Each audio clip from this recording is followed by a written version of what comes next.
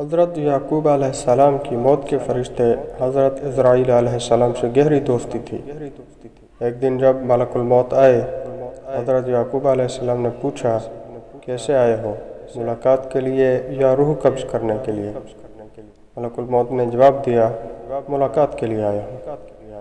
آپ علیہ السلام نے فرمایا، مجھے آپ سے ایک خاص بات کہنی ہے کہ جب میرا وقت وفات قریب آئے مجھے پہلے بتا دینا، یعنی مجھے قاصد کے ذریعے خبر دے دینا۔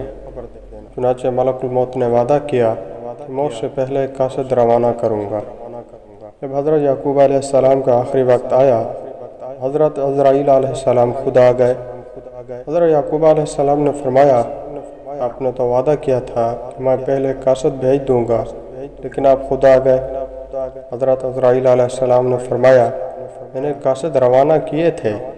حضرت یعقوب علیہ السلام نے پوچھا، کون سے قاصد آپ نے بھیجے تھے؟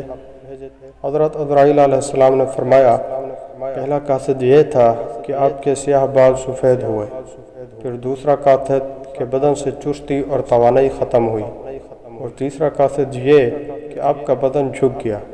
کیا میرے تینوں قاصد آپ کے پاس نہیں آئے؟